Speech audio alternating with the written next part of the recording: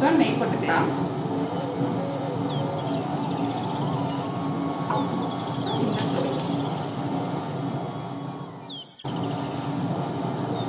செம்மையா இருக்கு.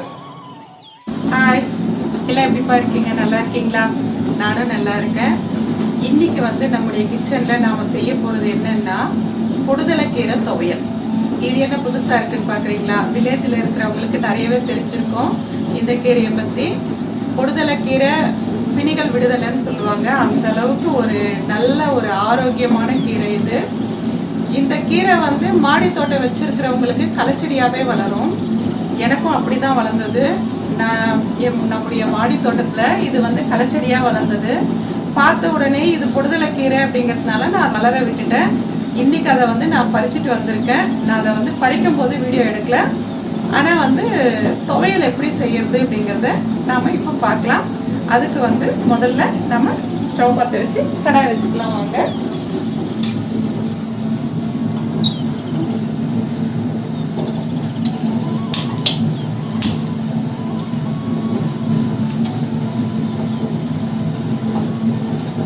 கடாய் காஞ்சதும் ஒரு 3 கரண்டி ஆயில் விட்டுக்கலாம். எண்ணெய் நல்லா காஞ்சிடுச்சு. இப்போ ஒரு 2 ஸ்பூன் அளவுக்கு நம்ம உளுத்தம்பருப்பு சேர்த்து அது நல்லா கலர் மாதிரி வாசனை வர்ற வரைக்கும் வறுத்து எடுத்துடலாம். இப்போ உளுத்தம்பருப்பு கொஞ்சம் கலர் மாதிரி வந்திருக்கு. இப்போ நம்ம மிளகா வந்து ஒரு 5 மிளகா சேர்த்துருக்கேன். உங்களுக்கு வந்து பச்சை மிளகா பிடிக்கும்னா நீங்கள் பச்சை மிளகா கூட சேர்த்துக்கலாம். கொஞ்சமாக பெருங்காயத்தூளும் சேர்த்துடலாம். சேர்த்துட்டு 1 நிமிஷம் போல் வதக்கி விட்டுடலாம்.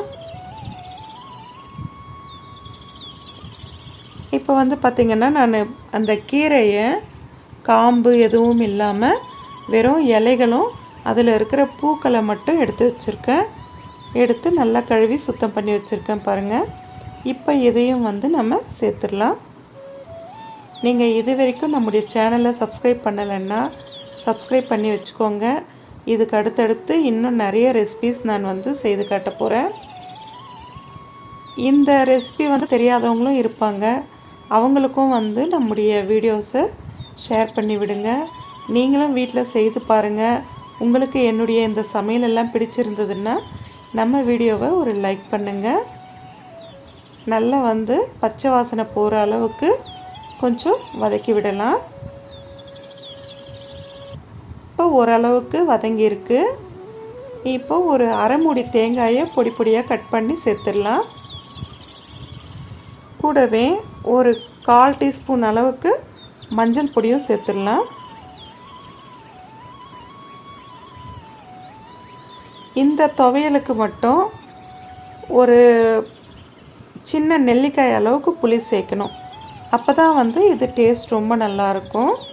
இப்போ புளியும் சேர்த்து எல்லாமே நல்லா சுருண்டு பச்சை வாசனை போகிற அளவுக்கு வதக்கி விட்டுடலாம்.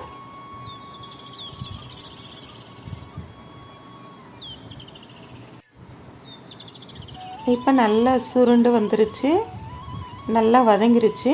இப்போ நம்ம ஸ்டவ் ஆஃப் பண்ணிவிட்டு இப்போ இதை வந்து ஒரு தட்டுக்கு மாற்றிடலாம். மாற்றிட்டு நல்லா ஆற விட்டு அதுக்கப்புறமா நம்ம மிக்சியில் போடலாம். இப்போ இது கொஞ்சம் நல்லா ஆறட்டும்.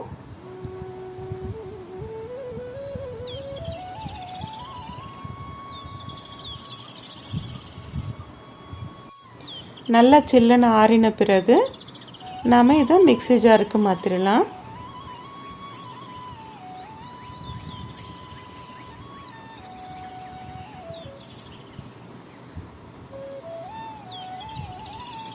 இப்போ இதுக்கு தேவையான அளவுக்கு உப்பு, அதாவது நம்ம புளி போட்டிருக்கோம் இல்லைங்களா, அந்த புளிக்கு வந்து சரிக்கு சரியாக நம்ம உப்பு போடணும். அப்போ தான் வந்து டேஸ்ட்டு நல்லாயிருக்கும். அரைச்சிட்டு வரலாம். துவையல் இந்த அளவுக்கு கெட்டிமாக இருக்கணும். கொஞ்சமாக தண்ணி விட்டு இந்த மாதிரி கொஞ்சம் கெட்டிமாக அரைச்சி எடுத்துக்கணும். அப்போ தான் வந்து சாதத்தில் போட்டு கலந்து சாப்பிட்றதுக்கு சரியாக இருக்கும். இப்போ இதை வந்து ஒரு கிண்ணத்துக்கு மாற்றிடலாம். இந்த துவையலுக்கு பெருசாக தொட்டுக்க கூட ஒன்றும் தேவைப்படாது. ஒரு காரா பூந்தியோ இல்லை ஒரு அப்பளமோ இருந்தால் கூட போதும். இந்த துவையலுக்கு இப்போ சின்னதாக ஒரு தாளிப்பும் கொடுத்துடலாம். அதுக்கு தாளிப்பு கரண்டியில் ஒரு சின்ன கரண்டி எண்ணெய் சேர்த்துடலாம். தினமும் சாம்பார் ரசம் இந்த மாதிரியே இல்லாமல் அப்பப்போ இந்த மாதிரி ஏதாச்சும் ஒரு துவையல் அரைச்சி சாப்பிட்றது கூட நமக்கு ஆரோக்கியம்தான். ஒரு 1/4 டீஸ்பூன் கடுகு சேர்த்துடலாம். கடுகு பொரிஞ்ச பிறகு ஒரு சிட்டிகை அளவுக்கு சீரகம் சேர்த்துடலாம். ரெண்டும் பொரிஞ்சு வரட்டும். கொஞ்சமாக கருவேப்பிலை ஒரு 4-5 இலைகளை கிள்ளி சேர்த்துடலாம். அதோட ஒரே ஒரு காஞ்ச மிளகாயும் வாசனைக்காக கிள்ளி சேர்த்துடலாம். எல்லாமே பொரியட்டும். நல்லா பொரிஞ்சு வந்த பிறகு நம்முடைய துவையலில் சேர்த்துடலாம்.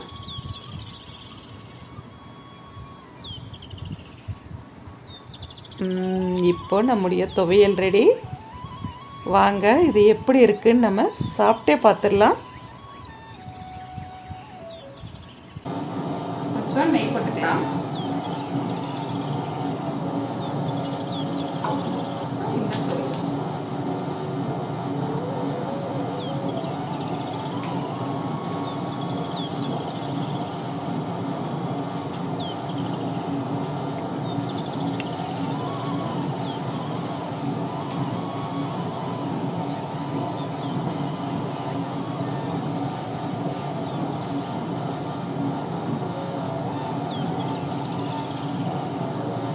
செம்மையாக இருக்குது.